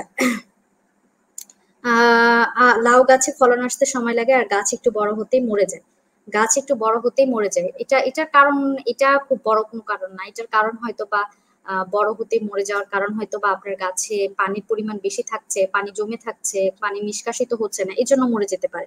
এছাড়া গাছ মরে যাওয়ার মানে যত্নের অভাবে আপু মরে যেতে পারে, হ্যাঁ। আর ফলন আসতে সময় লাগে, কারণ হচ্ছে আপনার পরাগায়নটা কম হচ্ছে, আপনার স্ত্রী ফুলের সঙ্গে পুরুষ ফুলের মিলনটা কম হচ্ছে, দেরিতে হচ্ছে, এর জন্য পোকামাকড় আসছে না, উপকারী পোকামাকড় আসছে না। সো এজন্য হচ্ছে। এটার একটা সমাধান আমি বলতে পারি, আপনার ধরেন গাছে অনেক ফুল কিন্তু পরাগায়ন হচ্ছে না, সেক্ষেত্রে আপনি একটা কাজ করতে পারেন। এটার হয়তো আপনার গাছে পোকামাকড় আসছে না, পোকামাকড় মানে পোকা তো উপকারী পোকাগুলা কি করতে হবে, পুরুষ ফুলে বসতে হবে, সেখান তারপরে স্ত্রী ফুলে বসতে হবে, পুরুষ ফুলের পুংরেণু নিয়ে স্ত্রী ফুলের গর্ভাশয়ে লাগতে হবে, তখনই না আপনি পরাগায়ন হবে, তাই তো? দেখা যাচ্ছে অনেক ফুল আছে কিন্তু ফুল ফল হচ্ছে না, সেক্ষেত্রে কি করতে পারেন জানেন? এক ১ লিটার পানিতে ১ চামচ মধু নিয়ে সেই পানিটাকে ভালো করে মিশিয়ে যদি আপনি গাছে স্প্রে করেন, শুনতে অবাক লাগছে? না। যদি স্প্রে করেন তাহলে হবে কি, পোকামাকড় সেই মধুর গন্ধে আসবে, আসার ফলে দেখা গেছে পরাগায়ন ঘটাবে। কিন্তু এটার একটা নেগেটিভ দিক আছে। এর কারণে দেখা গেছে অনেক পিঁপড়া আসতে পারে। সেজন্য আপনাকে সেটাও সতর্ক থাকতে হবে যে পিঁপড়া আসছে কিনা। পিঁপড়া আসলে খুব মানে সঙ্গে, সঙ্গে আপনাকে তখন পিঁপড়ার সমাধান করতে হবে বা মানে কি বলে, প্রচুর পরিমাণ পানি স্প্রে করে দিতে হবে। আর পিঁপড়ারও কিছু বিষয় আছে যেগুলো দিয়ে পিঁপড়া আসলে কন্ট্রোল করা যায়, সেই ব্যবস্থা আপনাকে নিতে হবে। যাদের এই সমস্যাটা প্রখর মানে বেশি, বারবারই এমন হচ্ছে যে অনেক ফুল কিন্তু ফল হচ্ছে না, তারা এই ব্যবস্থাটা নিতে পারেন। এটা সমস্ত ফসলের ক্ষেত্রে, শুধু লাউ না। ওকে, এখন বলেন আমার কথাটা শুনতে পাচ্ছেন? জি শুনতে পেরেছে, জি আপু এখন শোনা যাচ্ছে। আমার গাছে লাউর ভিতর পচা থাকে আপু, পাতাগুলি সুন্দর, কি করা যায় আপু? অনেকগুলো আপু বলেছেন লাউ পচা থাকে, লাউ এর পচা হয়। আমি সবার মোটামুটি এক যে কথাগুলো বললাম এটা সবার প্রশ্নের উত্তর দেওয়া হয়ে গেছে। লাউ গাছে ফলন আসতে, আচ্ছা আজকে অ্যাটেন্ডেন্স দিতে পারছেন আপু, আরেকবার চেষ্টা করেন। পলিথিন দিয়ে কিন্তু তারপরে পচে যায় আপু, ছোট ছোট আসার পরে পলিথিন দিয়ে বেঁধে দিয়েছিলাম না আপু, পলিথিন দিয়ে বেঁধে দেওয়া উচিত হবে না আপু। এটা তো অক্সিজেন চলাচল করা লাগে আপু, পলিথিন দিয়ে বেঁধে দিবেন না। আমি যেটা বললাম চারাটা হওয়ার পর থেকে, এমন না একেবারে লাউ আসলো তখন থেকে আমি ব্যবস্থা নিলাম, তাও না। ওই যে বললাম অসুখ আসার আগে ব্যবস্থাটা নেওয়া উচিত। আপনার গাছটা একটু বড় হলো, তার মানে কিন্তু তাকে রোগ পোকামাকড় আক্রমণ করার সময় হয়ে গেছে। তখন থেকে যদি আপনি ১৫ দিন পর পর ১৫ দিন পর পর যদি জৈব কীটনাশক দিতে থাকেন, আপনার গাছে পোকামাকড় আসলে ক্ষতিকর পোকামাকড় ভিড়ার সম্ভাবনা কম থাকবে, এবং যখন ফল হবে তখনও সে তারা ক্ষতি করতে পারবে না। আমার কথা বুঝতে পেরেছেন? আসলে বেঁধে দিলে কোনো লাভ হবে না, পলিথিন দিয়ে বেঁধে দিলে খুব মিষ্টি, এরকম মিষ্টি কুমড়ার নাম বলেন আপু, মিষ্টি মিষ্টি কুমড়ার নাম আপু। আমরা মিষ্টি কুমড়ার জাত, আপনারা বিভিন্ন রকমের জাত আছে, আপনি এমন খুব ভালো করতে পারেন, ধরেন কোনো যে মিষ্টি কুমড়াটা খেলেন সেটা খুব মিষ্টি হচ্ছে, এরকম মিষ্টি কুমড়ার বীজ সংগ্রহ করে নিতে পারেন। আসলে আমি বাজারে দেখা গেছে যে লোকালি যে বীজগুলা পাওয়া যায় কিনতে, সেগুলাই মোটামুটি তো সবই মিষ্টি হওয়ার কথা, কিন্তু আসলে ফুল খুব মিষ্টি হবে এরকম গ্যারান্টি আসলে কেউ দিতে পারছে না আপু। আহ পিঁপড়া নিধনের উপায়, পিঁপড়া নিধনের উপায় আমি সমস্ত কিছু আপু বলবো। এই যে জৈব কীটনাশকের কথা বললাম, তার হচ্ছে মানে বিভিন্ন কাজ, এবং সে পিঁপড়াও নিধন করে আপু। আচ্ছা আপু, বাজার থেকে বীজ কিনতে গেলে অনেক রকমের বীজের কথা বলে, ঠিক কোন জাতের বীজগুলো নিব লাউ ফুলকপির জন্য? আচ্ছা, কোন জাতের বীজগুলো নিবেন আপনি? আপনার নিকটস্থ বাজারে যে বীজটা বলবে যে না এই বীজটা ভালো, আপনি সেই বীজ ছাড়া আপনার কাছে আসলে আর কোনো অপশন নাই। কারণ আপনি তো হচ্ছে কি বলে আপনার নিকটস্থ বাজার থেকে কিনবেন। কিন্তু এর ছাড়া আমি একটা সমাধান দিতে পারি, সেটা অনলাইনে অনেক পেজ আছে যেখানে হচ্ছে ভালো ভালো দেখা গেছে আপনি দেখে শুনে নিতে পারেন, কারণ তারা চাষ করে দেখিয়ে আপনাকে হয়তো ভিডিও দেখাচ্ছে যে এই ইয়েগুলো বিশ্বস্ত কিছু পেজ অবশ্যই আছে, সেখান থেকে আপনারা নিতে পারেন। আচ্ছা আমি ক্লাসটা শেষ করি। নিয়মিত গাছে গোড়ায় পানি সেচ দেওয়া আর মাটির ছাঁটাখানা অন্যান্য পরিচর্যা করা বাথরুমে, এগুলো হচ্ছে পরিচর্যা করা। শক্ত করে বাঁধতে হবে, লাউয়ের মাচা শক্ত করে কিন্তু বাঁধতে হবে। আবার অনেকের আছে কিন্তু মাচা বাঁধে না লাউয়ের, লাউটা মাটিতে পড়ে থাকে, দেখা গেছে এই জন্য অনেক সময় পচে যায়। সো মাটির চটা ভাঙা, মাটির চটা ভাঙা মানে কি বুঝতে পেরেছেন? আপনি যখন একটা টবে গাছ লাগাবেন কিছুদিন পরে দেখবেন মাটি অনেক শক্ত শক্ত হয়ে গেছে, এর জন্য কিছুদিন পর পরে আমি খুব গুরুত্বপূর্ণ একটা টিপস বলছি। টবে গাছ লাগানোর পরে কিছুদিন পর পরে আপনি টবের গোড়াটা অর্থাৎ গাছের গোড়াটা খুঁচিয়ে খুঁচিয়ে নরম করে দিবেন। কেন বলেন তো? কারণ হচ্ছে অক্সিজেনের সরবরাহ, বাতাসের সরবরাহ যেন খুব ভালো হয়। কারণ খেয়াল সবাই দেখবেন যখন টবে গাছ লাগান কিছুদিন পরে মনে হবে যে একেবারে চাপটি লেগে গেছে, কোনো স্পেস নাই, একেবারে চাপটি লেগে আছে, শক্ত হয়ে আছে। এই জন্য নিড়ানি দিয়ে খুঁচিয়ে খুঁচিয়ে দিবেন, ঠিক আছে? আচ্ছা, ওকে। এখন আসি পরবর্তী ফসল, সেটা হচ্ছে ঢেঁড়স। আমি একটা কথা সবসময় বলি, ঢেঁড়স হচ্ছে সবচেয়ে সাশ্রয়ী একটা সবজি, কেন জানেন? এক দুটা ঢেঁড়স গাছ যদি থাকে আপনাকে ঢেঁড়স দিতেই থাকবে দিতেই থাকবে দিতেই থাকবে, ঢেঁড়সের ফলন খুব ভালো হয় এবং পাশাপাশি ঢেঁড়স আপনি অনেকদিন পর্যন্ত সংগ্রহ করতে পারবেন, একটা গাছ অনেক দিন পর্যন্ত আপনাকে ফলন দেয়। এবং মজার বিষয় হচ্ছে ঢেঁড়স খুব অল্প সময় পরিপক্ক হয়, ধরেন আজকে আপনি ঢেঁড়স তুললেন আগামীকালকে ঢেঁড়স তুলতে পারবেন, মানে প্রায় একদিন পর পর বা প্রায় প্রতিদিনই আপনি ঢেঁড়স সংগ্রহ করতে পারছেন। এই জন্য ঢেঁড়স খুবই সাশ্রয়ী একটা সবজি, এদেশে একটা জনপ্রিয় সবজি সেটা। এতে পর্যাপ্ত পরিমাণে আছে আয়োডিন, ভিটামিন এ, বিভিন্ন খনিজ পদার্থ। ঢেঁড়সে কিন্তু অনেক পুষ্টি উপাদান আছে, কিন্তু দুঃখের বিষয় অনেকেরই ঢেঁড়স পছন্দ না। আপনাদের কাদের কাদের ঢেঁড়স পছন্দ একটু জানাবেন তো আমাকে। অনেকের ঢেঁড়স পছন্দ না, কারণ এটা যেহেতু একটা আঠালো ভাব আছে, কিন্তু পছন্দ না। কিন্তু ঢেঁড়সের মানে ভর্তা বলেন ভাজি বলেন অনেক মজা, যদিও ঢেঁড়সের তরকারিটা আমার অনেক মানে ওরকম পছন্দ না। আপনাদেরও কার পছন্দ ঢেঁড়স একটু জানাবেন। কিন্তু এটা খুব সাশ্রয়ী একটা সবজি, মানে অনেক বেশি, এটা বললাম না ওই যে আপনি টবে অনেকগুলো চারা রোপণ করতে হবে না, আপনি দু থেকে তিনটা থাকলে আপনি বেশ অনেকগুলো ঢেঁড়সই পাবেন। আপনি যাদের জায়গা অল্প তারা দুই তিনটা ঢেঁড়সের চারা লাগাবেন, দেখবেন যে আপনি অন্তত একদিন পর পর ঢেঁড়সের ভর্তা খাইলে, পছন্দ করলে পরশে ঢেঁড়সের ভর্তা খেতে পারছেন অনায়াসে। দোআঁশ এবং বেলে দোআঁশ ঢেঁড়সের সাথে পানি নিষ্কাশন এই কথাটা সমস্ত ফসলের জন্য দরকার। আমি ঢেঁড়সের ক্ষেত্রে বলছি, আর লাউয়ের ক্ষেত্রে যদি না বলে থাকি তার মানে লাউয়ের ক্ষেত্রে লাগবে না তা কিন্তু না। পানি নিষ্কাশন মানে অতিরিক্ত পানি বের হয়ে যাওয়ার সুযোগ, এটা খুবই জরুরি। আমি এই বিষয়ক আরো অনেক কথা আমি আজকে বলতাম তখন যখন আমি মাটি প্রস্তুত করা দেখাতাম এবং সেটা প্র্যাকটিক্যালি আপনাদের দেখাতাম যে কিভাবে আমরা টবে গাছ লাগালে পানি নিষ্কাশনের ব্যবস্থাটা করে নিতে হয়। সো যেহেতু আমি করিনি সমস্যা নাই, আগামী ক্লাসে তো দেখাবো।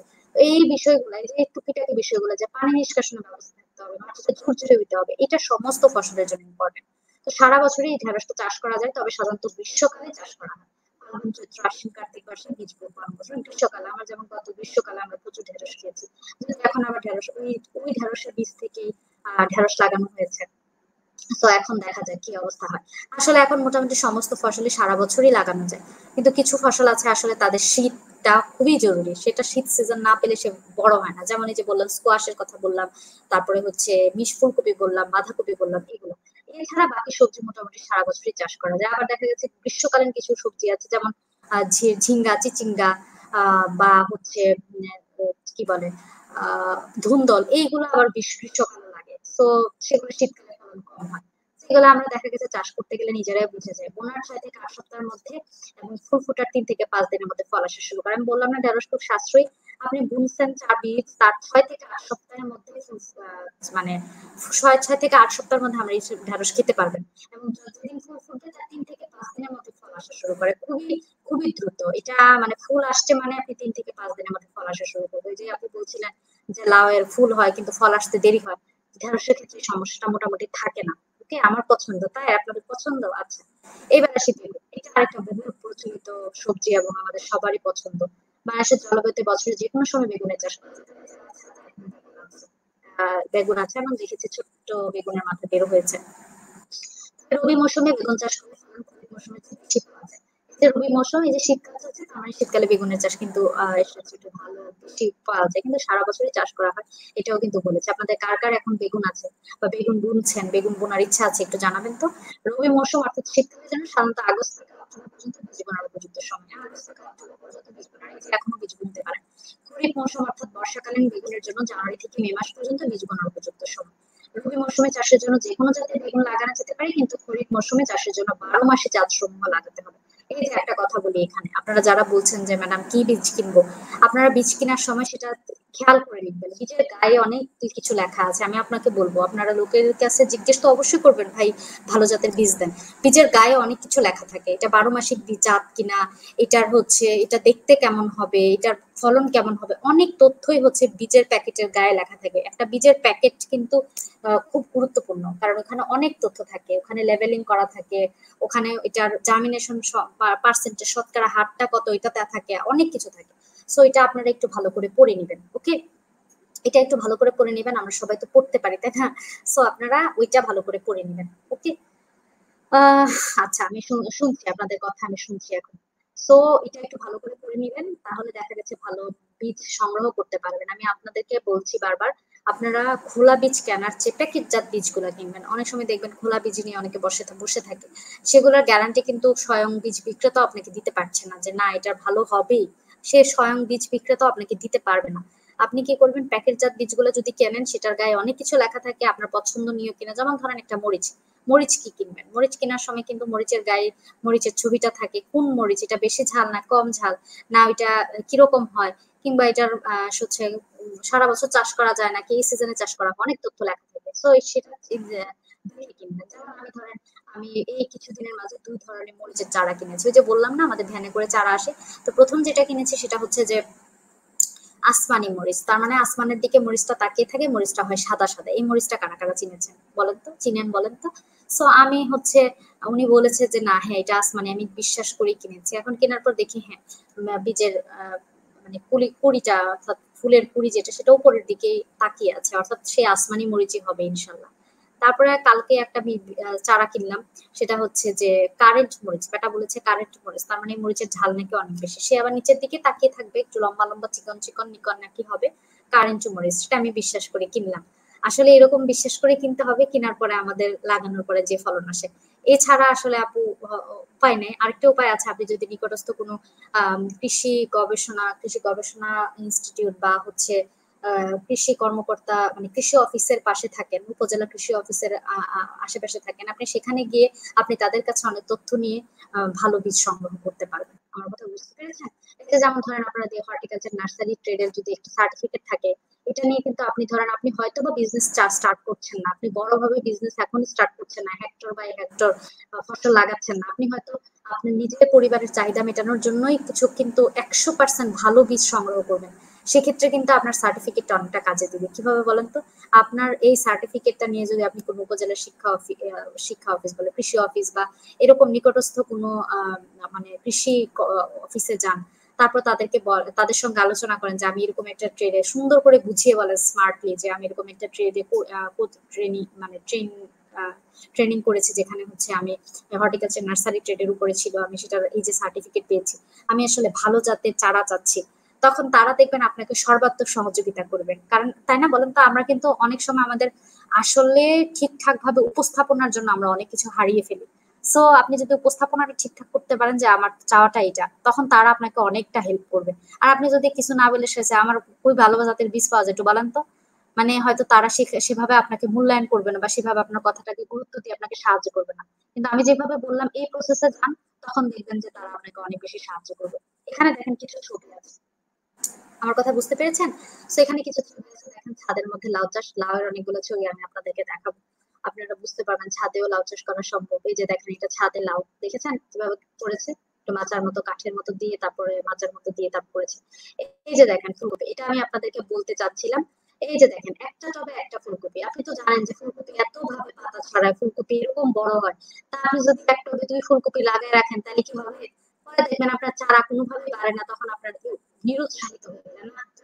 ফুলকপি তো দূরের কথা, চারাই ভালো হয় না। আপনি একটা টবে যদি চারা লাগান তার খাদ্য পাবে কই থেকে? সে বড় হবে কিভাবে? ফুলকপি দেওয়া তো অনেক দূর। সো এইজন্য একটা মানে ধরেন একটা ১০ কেজি জোর ২ টা করতে পারেন। অনেক সময় দেখা গেছে যে আ আ ২ টা বলতে বীজ বপন করলে এক্ষেত্রে করা যায়। আপনি চারা যখন করবেন সবচেয়ে মানে সেখান থেকে আপনার এই যে ফুলকপিটা এইভাবে ছড়ায়। তো আমি কি বলেছি পাতাগুলো একটু বেঁধে দিতে বলেন তো? এই পাতাগুলো হালকা করে টান দিয়ে নিয়ে বেঁধে দিলে তখন হচ্ছে এই ফুলকপির উপর সূর্যের আলোটা সরাসরি পড়ে না, তখন হচ্ছে ফুলকপির কালারটা চেঞ্জ হয় না। ওকে? আচ্ছা, ছবিটা নিশ্চয়ই সবাই দেখতে পেয়েছেন, তাই তো? দেখেন করলা। এই যে যাদের ছাদের রেলিং এর পাশে আপনারা এইভাবে মাচার মতো দিয়ে আপনারা এই যে উঁচু করে অনেকের ছাদ বাগানের এরকম ব্যবস্থা আছে, তারা কিন্তু এভাবে অনায়াসে লতানো গাছগুলো যেমন করলা, এই যে জালি এভাবে করতে পারে। আমি যদিও প্রাথমিকভাবে আমি একটু একটু টুকটাক করেছিলাম, যেমন আমি করলা করেছিলাম, কি করেছিলাম জানেন? সেটা হচ্ছে আমি একটা রঙের বড় বালতিতে দিয়েছি, দেওয়ার পরে সেটার আশেপাশে অনেকগুলো শুকনো ডালপালা দিয়ে রেখেছিলাম, তো দেখা গেছে সেটাতেই সে লতিয়েছে, লতানোর পরে সেখান থেকে করলা ঝুলেছে। সো আপনি চাইলে অনেক কিছু আসলে সম্ভব, কারণ ছাদে লতানো গাছগুলো নিয়ে অনেকের একটু কনফিউশন থাকে, কিন্তু আসলে সম্ভব যদি চান। তারপরে যে দেখেন ছাদে পেঁপে গাছও করা যায়, মানে মানুষের যারা ঢাকা শহরবাসী, ঢাকা শহরে থাকে বা শহরমুখী, তাদের জায়গাটুকু কিন্তু ওই ছাদটুকুই। সো সেখানেও চাইলে তারা অনেক ফসলের চাষ করা যায়। যেমন দেখেন এই যে একটা পেঁপে পর্যন্ত গাছ চাষ করে ফেলেছে, এত বড় গাছ। এবং ইভেন আমার এক কলিগ আছেন, উনার ছাদে আমড়া গাছও আছে, এবং আমড়া গাছটা এত বড়, এরকম একটা জায়গার মধ্যে লাগানো অনেক বড়। সেই আমড়া গাছের আমড়া পাড়তে হয় বড় লাঠি দিয়ে। এবং মজার কথা উনি আমড়াটা বীজ থেকে রোপণ করেছেন, মানে পাকা আমরা বীজ বপন করেছিলেন, সেখান থেকে চারা হয়েছে এবং চারা হওয়ার ৩ বছরের মাথায় তিনি আমড়া খাচ্ছেন, প্রচুর আমড়া ধরে। মানে উনি প্রচন্ড গাছ প্রেমী একজন মানুষ এবং বিশ্বাস করবেন উনি যেটা লাগায় সেটার ফলন ভালো হয়। তো যাই হোক, এটা দেখেন লাউ, এই মাচার মধ্যে হচ্ছে লাউ হচ্ছে, তাই না? তো এইভাবে অস্থায়ী মাচা তৈরি করে, কিন্তু স্থায়ী না। দেখা যায় মাচাটা একবার আপনার লাউয়ের ফলন দিল, এরপর মাচাটা ভেঙেও যেতে পারে। কিন্তু তাতে ক্ষতি কি বলেন তো? আপনি তো একবার লাউয়ের গাছটা এভাবে সুন্দর করে লাউয়ের জন্য একটা ঘর তৈরি করতে দিতে পারছেন, মানে লাউয়ের গাছগুলা লতাতেও পারলো আবার লাউ হলো, তাই না? আচ্ছা, এভাবে আপনি এটা কিছু আইডিয়া, যারা যেমন খোলা এরিয়াতে যারা ফসল চাষ করবেন, মাচা দিতে পারছেন না, তারা কি করতে পারছেন দেখেন। এইভাবে এটা অনেকটা মিস রকমের চাষ। এই যে নিচে হয়তো মাছ আছে, আবার এখানে ফসল চাষ করছে, দুই পাশে বাঁধা বাঁশ দিয়ে সেটাকে বাঁশগুলো থেকে বেঁধে বেঁধে দিয়ে এই পাশে কিছু গাছ এই পাশে কিছু গাছ, তার থেকে হচ্ছে কি তারা হচ্ছে দুই পাশ দিয়ে বাড়িতে পারছে। এগুলো লতানো সমস্ত গাছের ক্ষেত্রে এই আইডিয়া গুলা হচ্ছে করা যায়। এই যে দেখেন লাউ, আমি আর লাউ অনেকগুলা ছবি অ্যাড করেছি। এই যে দেখেন এই লাউ, যদিও আমার ছাদেও লাউ ধরেছিল, কিন্তু এটা আসলে মাচাতে হয়নি, এটা নর্মালি ইয়েতে হয়েছে, নাম কি, বড় বড় শুকনো লাঠিগুলা ছিল, মানে ডালপালা, সেগুলোতে গজিয়েছে। মানে লাউয়ের ছবি খালি আছে, কিন্তু ওইরকম ভাবে আহ মানে স্পেসিফিক গাছে দেখানো যায় না, কারণ বললাম না যে শুকনো ডালপালাতে আছে। তারপর আমি আপনাদের সঙ্গে শেয়ার করবো, আগামী আরো কিছু ক্লাস আছে যেখানে ছাদে মানে আরো কিছু আইডিয়ার দেওয়ানোর আছে, আপনাদের জানানোর আছে যে কিভাবে অল্প জায়গায় ফসল চাষ করা যায়। সেক্ষেত্রে আমি কি আরো কিছু স্ট্রাকচার বা আরো কিছু ছবি আপনাদের সঙ্গে পরবর্তীতে শেয়ার করবো। তো এই ছিল আজকের ক্লাস। সবাই কি বুঝতে পেরেছেন? হ্যাঁ, সবাই বুঝতে পেরেছেন? আমাদের গাছ আছে। আপনাদের কমেন্ট গুলো আমি এখন পড়ি, হ্যাঁ, সময় শেষের দিকে আমি আপনাদের কমেন্ট গুলো একটু পড়ি। পুঁইশাক ভালো হয়, আচ্ছা পুঁইশাক ভালো হয়, ওকে। আমি সবার কমেন্ট গুলো একটু পড়ি। বাজার থেকে, আচ্ছা, জৈব কীটনাশক কোনটি? আপু জৈব কীটনাশকের ক্লাসই আছে, হ্যাঁ, আমরাও জৈব কীটনাশক প্রস্তুত করা শিখাবো। আপনি মরিয়ম বেগম সংক্ষেপে বলেন। জৈব কীটনাশক আছে আপু, নিম তেল আছে। নিম তেলটাই সবচেয়ে বেশি জনপ্রিয়, এটা বাজারেও কিনতে পাওয়া যায়, কিন্তু আমরা নিজেরা প্রস্তুত করবো, ওকে আপু। এখন যদি এমন হয় যে না আপনার এই মুহূর্তে নিম তেল লাগবে, এক্ষুনি লাগবে নিম তেল, তাহলে বাজার থেকে ছোট পট আছে, সেটা কিনে আপনি অ্যাপ্লাই করতে পারেন। নিম তেল একদম 100% জৈব কীটনাশক আপু, কিন্তু নিজের হাতে তৈরি করলে সেটা আরো বেশি পিওর হয়। আচ্ছা, জি আপু, এটা আমি করি। কি করেন আপু? একটু বলেন কি করেন? প্রতিদিনই তোলা যায়? কারণ আমি সাথে সাথে কমেন্ট গুলো পড়ি না, তো আমি বুঝতে পারছি না যে কি করেন। প্রতিদিন এই তোলা যায় 5টা গাছই না? হ্যাঁ হ্যাঁ, 5টা গাছই না। ইয়েস, আরিফা আক্তার আপু, ভেরি গুড, বুঝতে পেরেছি আপু, এই তো বুঝতে পেরেছেন, তার মানে আপনার ঢেঁড়স লাগানোর এক্সপিরিয়েন্স আছে। আয়েশা আক্তার আপু, জি আমার। মরিয়ম খাতুন আপু বলেছেন কি আপনার?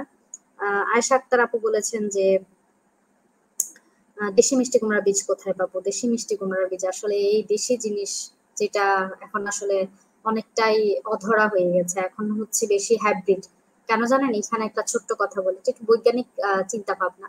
ধরেন দেশি জাতের মিষ্টি কুমড়া গুলা, এগুলা দেখা গেছে আপনি এই বছর বীজ, উম, মিষ্টি কুমড়া হলো, তার বীজ রেখে দিলেন, পরের বছর আবার সেই বীজ থেকে চারা রোপণ করলেন, আবার এই একই রকম ফলনই হলো, এর পরের বছর আবার বীজ রেখলেন, একই রকম ফলন হলো। দেশি জাতগুলোর বৈশিষ্ট্য এরকম, কিন্তু আসলে বর্তমানে হাইব্রিড জাতগুলো এমন ভাবে বীজগুলো তারা তৈরি করে যে আপনাকে এই বছর ফলন দিবে, ফলন দেওয়ার পরে সেই গাছ থেকে যে বীজ আপনি রাখলেন সেটা আগামী বছর ওইরকম ফলন দিবে না, মানে আপনি বাধ্য আপনি বীজ কিনতে। আসলে এটা একটা পলিসি, মানে পলিসি, পাশাপাশি আসলে এটাও যে আমাদের মুখ বাড়ছে, খাদ্য খাওয়ার মুখ বাড়ছে, কিন্তু মুখের সংখ্যা বাড়ছে, কিন্তু জায়গা কমে যাচ্ছে। এজন্য আমাদের আসলে হাইব্রিডের দিকে ঝুঁকতেই হচ্ছে, অর্থাৎ অল্প জায়গায় অনেক ফসল হচ্ছে, এরকম বীজ আসলে আমাদের দরকারই হচ্ছে, আসলে উপায় নেই। জি আপু, ঢেঁড়স 2টা গাছ থেকে অনেক ঢেঁড়স খেয়েছি, আমার অনেক প্রিয়, তাই আমার ভালো লাগে। ঔষধি সবজি, ইয়েস, ঔষধি সবজি। আজকে আসলে যে সবজিগুলো নিয়ে আলোচনা করেছি সবগুলোই মোটামুটি ঔষধি বলা যাবে। দেখেন ফুলকপি বাঁধাকপি সারা বছর খাচ্ছেন না, কিন্তু শীতকালে খাচ্ছেন। শীতকালে আল্লাহ এই 2টা সবজি দিয়ে আপনি এটার অনেক অভাব, এই 2টা সবজি দিয়ে অনেক অভাব পূরণ হচ্ছে আপনার শীতকালে, কিন্তু আছে, দিয়েছে। এই জন্য শীতকালে ধরেন অনেকে যদি আমি ফুলকপি বাঁধাকপি না খাই তাহলে কেমনে হলো, তাই না? তারপরে যে দেখেন লাউ, লাউ হচ্ছে আমাদের হযরত মুহাম্মদ সাল্লাল্লাহু আলাইহি ওয়াসাল্লামের কিন্তু প্রিয় একটা সবজি ছিল। সো লাউ কিন্তু অনেক পুষ্টি গুণাগুণ আছে, অনেক। দেখবেন যে কোনো সমস্যা, যে অনেকের কোষ্ঠকাঠিন্য থাকে, অনেকের হজমের সমস্যা থাকে, লাউ খেলে সমস্ত সমস্যা দূর হয়ে যায়। একটা মানে নরম সবজি, মানে একটা সফট একটা, মানে মনে হয় যে আদরের সবজি বলা চলে, তাই না? সবগুলো সবজি আসলে খুব আহ গুরুত্বপূর্ণ। আমার একদমই অপছন্দ আহারে। কে? রুকসানা আক্তার আপু, কি অপছন্দ? আমার প্রিয়, কিন্তু আমার অ্যালার্জির কারণে আহারে, অ্যালার্জির কারণে খেতে পারে না।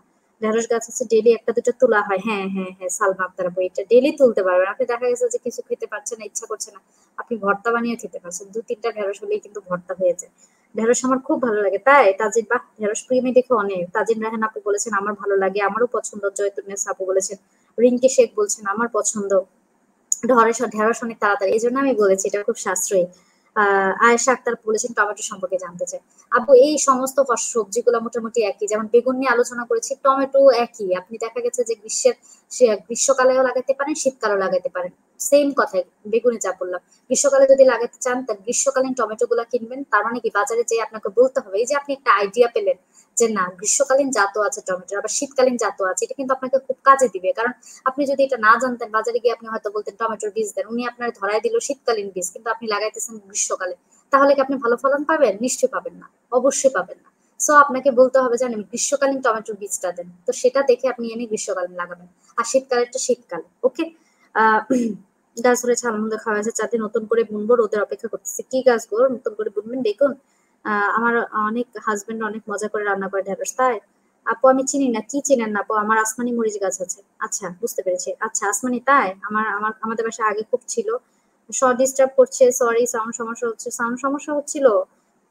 নিজের মতো বীজ থেকে পাওয়া যায়, কমলা, আপেল, আনার গাছও আছে বীজ থেকে। আচ্ছা আচ্ছা আপু, আমার অ্যালোভেরা গাছ থেকে কচি পাতা থেকে পচা পচা পুরা গাছ পচে যাইতেছে। পুরা গাছ পচে যাইতেছে। অ্যালোভেরা যার পচে যাইতেছে তারই বলি পানি দেওয়া একদম বন্ধ করে দেন। পানি দেওয়া বন্ধ করে দেন। পানি বেশি দিলে অ্যালোভেরা বাঁচে না। পানি দেওয়া বন্ধ করে দেন, রোদে রাখেন। ঠিক আছে? আহ খুঁটিয়ে দিতে, হ্যাঁ হ্যাঁ, খুন্তি দিয়ে খুঁটিয়ে দিতে হয়। জি আপু, বাজার থেকে বিভিন্ন সবজি কিনে খাওয়ার পর সেখান থেকে অনেক রোগ হচ্ছে, তাই আমার মা বাসা। ভেরি গুড, আপনার মা তো খুব ভালো কাজ করেন। নবীনা রায়, মীরা আপু। আহ আহ, মিষ্টি কুমড়া চাষের পদ্ধতি আপু তো সেম লাউয়ের মতোই, খুবই ইজি। লাউ মিষ্টি কুমড়া তো একই আপু, এরকমই সেম ভাবে আপনি বীজ থেকে আগে চারা তৈরি করে নেবেন। ওই যে সিঙ্গেল সিঙ্গেল পলি ব্যাগে বা সিঙ্গেল সিঙ্গেল যে গ্লাস গুলা প্লাস্টিকের, যেটা আমি দেখিয়েছিলাম, আপনারাই বললেন। তো এগুলাতে আপনি আগে বীজ থেকে চারা তৈরি করে নিবেন করে। আর মিষ্টি কুমড়া আরো বেশি সহজ। মিষ্টি কুমড়া বাসায় কিনে আনে না, পাকা মিষ্টি কুমড়া গুলা, সেখান থেকে বীজগুলো সংগ্রহ করে নিবেন, সেই বীজগুলো বুনে দিবেন।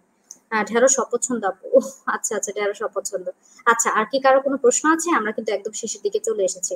সো আগামীকালকে আশা করি আমার বৃষ্টিপাত হবে না। বৃষ্টিপাত যদি হয়ও, তারপরেও আমি কোনোভাবে ম্যানেজ করে অবশ্যই আগামীকালকে আপনাদের সঙ্গে প্র্যাকটিক্যালটা শেয়ার করতে হবে। কারণ যেহেতু পরশুদিন থেকে পূজার ছুটি, আপনারা জানো এই ছুটির মাঝে প্র্যাকটিক্যালটা করে ফেলতে পারেন, ওকে। রোদে দিলে কালার আবার বাদামি হয়ে যায় না আপু? সবসময় দিবেন না, রোদে দিলে কালার বাদামি হয়ে যাবে। কন্টিনিউয়াস কড়া রোদে অ্যালোভেরাকে রাখা যাবে না। আমি বলছি কেন, যেহেতু পচে পচে যাচ্ছে বলছেন, এটা অবশ্যই অতিরিক্ত পানি জমে গেছে। তাই আপনি আগে দেখবেন ছিদ্র আছে কিনা টবের নিচে, ছিদ্রকে এনশিওর করবেন। তারপরে তাকে একটু রোদে দিবেন। রোদে দিবেন এই জন্য কারণ আপনার পানিটা শুকাতে হবে, এবং পানিটাও টোটালি অফ করে দিবেন। যখন দেখবেন মাটিটা শুকিয়ে গেছে আর পানি পানি ভাব নাই, তখন তাকে একটু মানে একটু জায়গা আনবেন। অর্থাৎ এমন কোন জায়গায় বলেন তো? ঘরে? নিশ্চয়ই না। এমন জায়গায় যেখানে রোদের মানে রোদের আলো আসে, আবার হচ্ছে ছায়াও থাকে, অর্থাৎ এমন জায়গায় আপনি রাখবেন। কিন্তু কড়া রোদে রাখতে বলছি যে এজন্য যেন পানিটা শুকিয়ে যায়, ওকে। পটল চাষের পদ্ধতি আপু একই। আসলে পটল জিনিসটা আমার বেশি পছন্দ না, এজন্য পটল নিয়ে আমি কোনো কথা বলিনি। আসলে মোটামুটি সব একই। আপনি বীজ আনবেন, বীজ থেকে প্রথমে চারা তৈরি করবেন। আর যদি বাজারে পটলের চারা কিনে আনেন, সেটা আরো বেশি ভালো। আপনি সাথে সাথে চারা কিনে আনবেন। যেমন পরশুদিন যে ভ্যানে করে চারা বিক্রি করতে আসছিল, আমি মরিচের চারা কিনেছি, আমার এক কলিগ কিনেছে লাউয়ের চারা। সো আপনি চারা কিনলে হয় কি, চারাটা এত বড় থাকে অলরেডি, চারাটা মানে থাকে, আপনি একটু খাদ্য টাদ্য দিয়ে একটা বড় পটে লাগিয়ে দিলেই অনেকখানি কাজ শেষ হয়ে গেল। সো আমাদের ক্লাস কিন্তু একদম শেষের দিকে, শেষেই চলে আসছি, আর সময় নেই। আপনাদেরকে আর কোনো জিজ্ঞাসা আছে? আমি আগামীকাল কিন্তু অবশ্যই প্র্যাকটিক্যালটা করাবো, ওকে। সো আমরা আগামীকালকে প্র্যাকটিক্যালটা করবো ইনশাল্লাহ। আশা করি আগামীকালকে বৃষ্টিপাত ওরকম হবে না, হলেও আমাকে করাইতে হবে, কারণ বন্ধের মধ্যে যেন আপনারা করে ফেলতে পারেন। তো আর কি কোনো প্রশ্ন আছে? ধন্যবাদ আপু। আচ্ছা আচ্ছা আপু, হর্টিকালচারে কিছু বইয়ের পিডিএফ দিতেন, আপনি খুব সুন্দর করে বুঝান আপু, খুব ভালোভাবে বুঝতে পেরেছি, থ্যাংক ইউ আপু। পিডিএফ দিতেন আসলে এই মুহূর্তে বইয়ের পিডিএফ তো আমি যখন পড়াশোনা দেরি অনেক আগে তো করেছি, এখন এই মুহূর্তে আসলে মনে পড়ছে না। আচ্ছা, পরবর্তীতে আমি বলে দিব। তো সবাই ভালো থাকবেন, আমাদের ক্লাসের সময় একদম শেষ হয়ে গেছে। দেখা হচ্ছে কবে বলেন তো? আগামী ক্লাসে। আগামী ক্লাসটা খুব জরুরি, কারণ বন্ধের আগে আমাদের শেষ ক্লাস, হ্যাঁ। সো 4 দিন বন্ধ পাচ্ছেন, আপনারা অলরেডি রুটিন দেখে ফেলেছেন। সো সে পর্যন্ত সবাই ভালো থাকেন, সুস্থ থাকেন, দেখা হবে আগামী ক্লাসে। সে পর্যন্ত আল্লাহ হাফেজ, আসসালামু আলাইকুম।